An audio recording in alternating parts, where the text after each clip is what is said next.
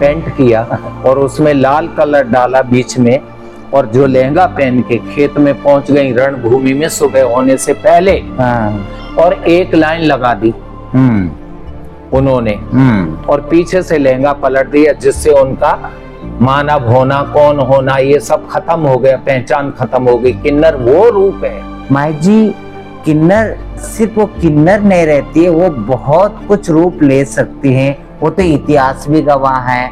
आप बताइए कि किन्नर क्या क्या रूप ले सकते हैं। मैं वो बताती हूँ कि किन्नर अपने देश के लिए अपनी कुर्बानी हमेशा से देता आया है, किन्नर कम्युनिटी, और आज भी दे रहा है। हम ऐसा नहीं कर रहे हैं सोशल वर्क ही करके, हम अपनी परंपराएं निभा रहे हैं, हमारी परंपराएं रही। एक छोटा जिम्मेदार, उस पे दूसरा बड़ा जिम्मेदार चढ़ के आ गया, उसके पास बहुत ज्यादा, इसके पास है ही नहीं।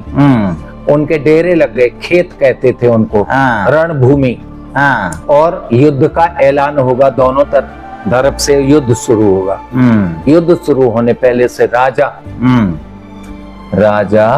घबराया कि अब क्या होगा, अब तो इनका राज हो जाएगा और मेरी पब्लिक और मैं इसके अधीन हो जाएंगी, मेरी रानियां इनकी दासी बनेंगी। क्या करें क्या करें क्या करें, कोई सूझबूझ नहीं रहा था। तो किन्नर माँ जो उस राजभवन में रहती थी, उस जिम्मेदार के यहाँ थी, उन्होंने कहा क्यों परेशान हो महाराज? उन्होंने कहा इसलिए कि वो मुझसे बहुत शक्तिशाली है और मैं उससे विजयी भव नहीं हो सकता, मेरा राज डूब गया, मैं हार गया। उन्होंने कहा कोई भी जानवर एक दूसरे से लड़ के मरते हैं, इस तरह हार नहीं मानते, आप हार मत मानिए। तो बोले आप क्या करेंगे? बोले सुनो, 200 काले लहंगे बनवाओ, आज रात में जितने दर्जी हैं उनको सबको बिठा लो, काले लहंगे बनवाओ। अच्छा उनका क्या होगा, तुम्हें क्या करना, क्या होगा ये मेरे पे छोड़ दीजिए आप। काले लहंगे बनवाए गए और किन्नरों ने अपनी कम्युनिटी को, उन माई ने इकट्ठा किया कि मेरे जमींदार साहब, राजा साहब है, आज विपता है, आओ।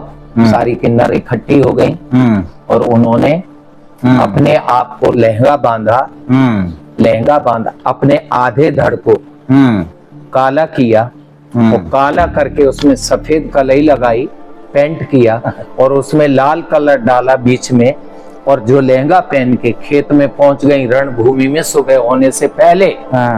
दूर दूर होते थे दुश्मनों के खेमे, दूरबीनें तो होती नहीं थी। हाँ जी, हाँ जी। और एक लाइन लगा दी उन्होंने और पीछे से लहंगा पलट दिया, जिससे उनका मानव होना, कौन होना, ये सब खत्म हो गया, पहचान खत्म हो गई। किन्नर वो रूप है। किन्नर वक्त के साथ रूप बदलता है, गिरगिट जैसे बदलता है, इस तरह से किन्नर रूप बदलता है। जो परिस्थिति है उसके रूप में ढलना, या उसको कैसे समस्या का हल किया जाए, तो इस तरह से समस्या का हल एक किन्नर माई ने किया।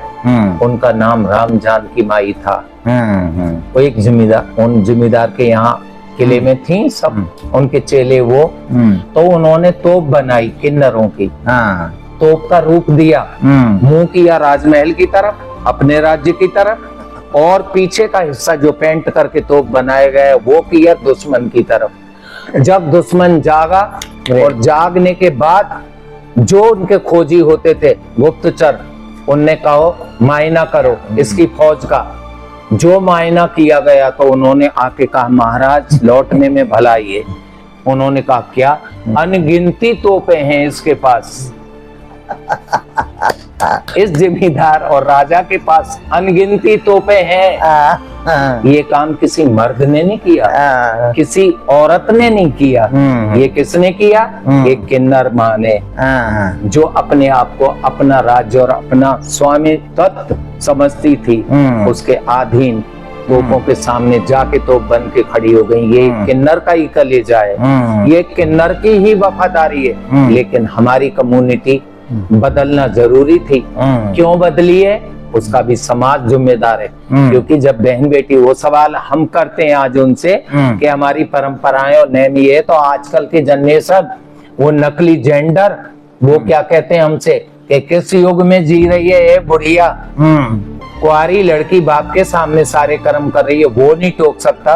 तू कौन है हाँ, आजकल की कौन है तू हाँ। हमें रोकने वाली टोकने वाली? तेरी परंपराएं, तेरी रस्मों रवाज, तेरे बंधन, तेरे कैद खाने, अपने आप समेट के बैठ, खबरदार। Yes my life. तो ये समाज ने ही इस कम्युनिटी का सत्यानाश किया है। किन्नर कम्युनिटी का सर्वनाश करने वाला भी यही समाज जिम्मेदार है। मैं इसके ही सख्ती तरफ फोड़ती हूँ, इस सरकार के और इस समाज के जिसमें किन्नर रहते हैं, कहीं भी रहे, किसी भी राज्य में रहे।